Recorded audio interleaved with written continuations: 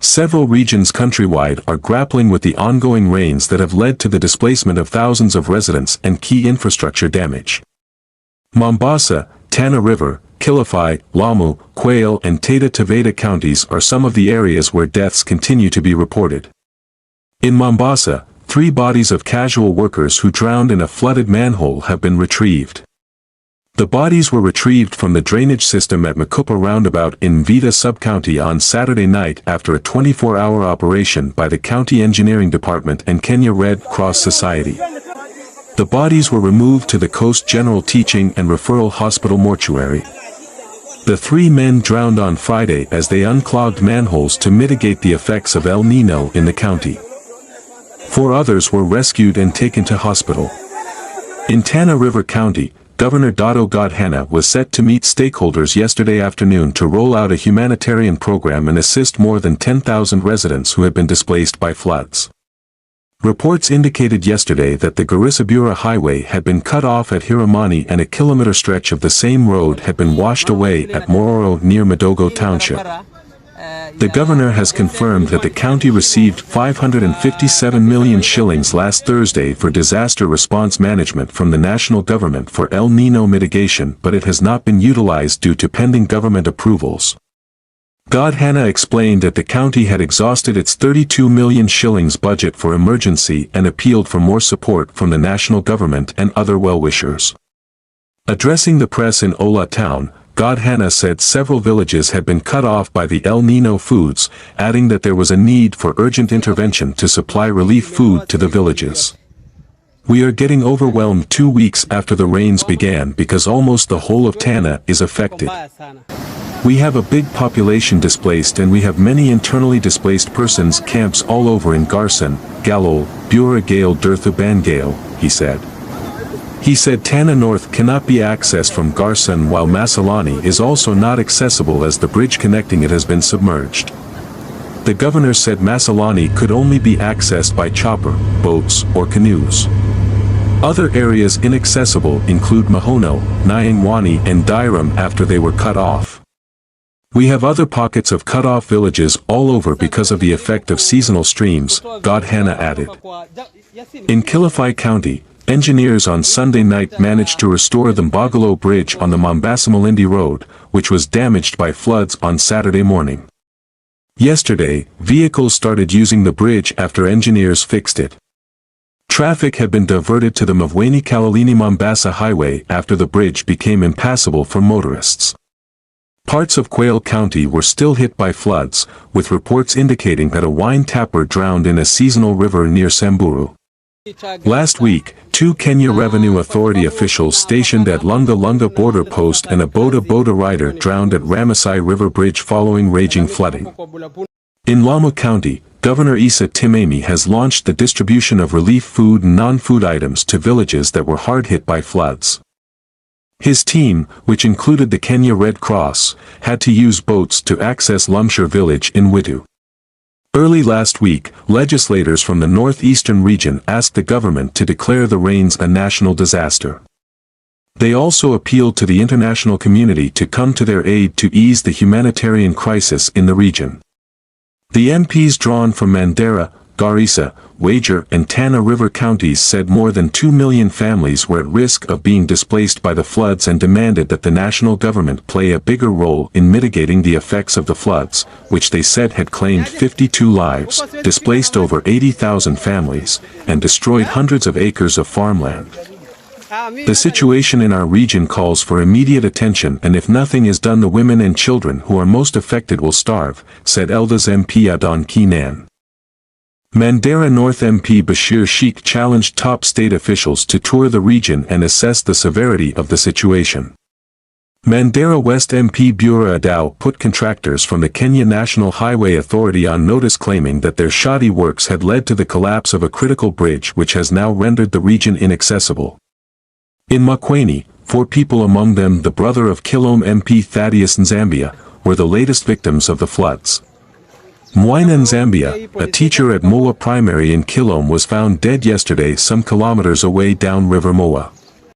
In the second tragedy, a former secondary school principal, who also served as a local church preacher, lost his life along with a mechanic when their vehicle was swept away while crossing River Ivo Isio at Kalamba in Nzawi, Makwene County. In the neighboring Kilungu sub-county, a 16-year-old girl lost her life when a house she was in was hit by landslides. The fourth person died in the Yani Dam within Ngaka, Makindu. So far about 20 people are reported to have died in flood-related incidents in Makwene County. Elsewhere, several travelers were left stranded after sections of the Garissa-Nairobi highway were washed away. Reports indicated the worst affected section of the key highway is Dukanotu in Tana River County. Other sections swept away are Tula and Madogo. Meanwhile, Karimenu 2 Dam in Gatunda North, Kiambu County, has broken its bank, sparking fear of flooding downstream. Athai Water Works Acting Chief Executive Officer Joseph Kamau has assured locals that adequate measures have been put in place to mitigate against water overflow and flooding. Garissa residents and Northeastern, in general, are now staring at an uncertain future after KNHA closed the Nairobi-Garissa highway after 3 sections of the road were swept away by floods. Kenya National Highway Authority, KNHA, last night indefinitely closed the Madogo-Garissa stretch that is part of the Garissa-Nairobi highway after floods cut through the road, rendering it impassable to both motorists and residents. The highway is not only the entry point to Northeastern but the major supply route to the region. Trucks supplying groceries and foodstuffs are stuck in the Tula area as they cannot cross the flooded road. Matters have been made even worse after the Garissa-Ola Mombasa Road was also closed to traffic by KNHA as 2 sections of Dokanotu and Bilbil were also swept away by floods as the relentless El Nino-induced rains continue to pound several parts of the country. KNA toured the roads today and talked to the residents who called on the national government to redesign the 2 major roads and construct bridges to allow flood water to pass through without cutting off the roads. Addressing the press at Ara, Alex Njeru, a community leader and Garissa-based businessman, warned that in the coming weeks, Garissa town will run out of food supplies and fuel if the highway is not urgently opened up to traffic. Ara is among the 3 sections on the Nairobi-Garissa highway that has been cut off by the floods. Bus companies plying the Garissa, Nairobi, and Garissa, Mombasa routes have also suspended their services. It pains to helplessly watch as the road continues to be destroyed by the floods. This means that Garissa will soon run out of food and fuel, and more critical is that those who need urgent medical treatment in Nairobi will just die. No planes are landing in Garissa because the airstrip is not safe, Njeru said. I am requesting the national government to redeem the situation before it gets worse. We are told the dams have not started overflowing. When it happens, I don't know. We want the government to do something, he added. Mburu Meniata, a Garissa-based transporter, said that his trucks are stranded between Garissa and Tula area. As transporters, we incurring losses running into millions. If the road is not opened, things could get worse.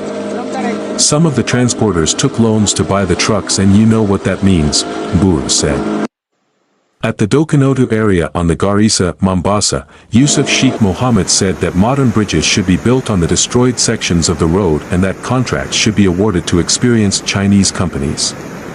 We will not allow local contractors who have no experience to repair and build bridges on this road. The road cannot be closed every time we experience floods because of shoddy work by our local contractors. Enough is enough, Mohammed said. He said that the national government should construct mega dams in areas that are pouring flood waters onto the major roads. Speaking in Madogo, retired civil servant Daudi Loka said that even the 1997 El Nino rains did not destroy the major highways as it is being witnessed this time round. Loka said that the entire of Mororo along the highway is submerged in water after the river Tana burst its banks last night. This is a disaster in waiting. We cannot cross to Garissa town or travel to Nairobi or Mombasa. I cannot imagine how Madogo and Garissa will look like in a week if the floods don't subside. Loka said majority of Madogo residents are casual laborers in Garissa homes, shops, hardware and construction sites. They did not go to work today. I am trying to imagine how they are going to feed their families now and in the coming days, he added. Sala Ward MCA Mohammed Barrow said that all villages along the river Tana are submerged and require urgent relief assistance, among them tents, foodstuff, mosquito nets, drugs, and other non-food items. At least 90 people have lost their lives, and thousands of families displaced as the El Nino-caused rains continue to wreak havoc across the country.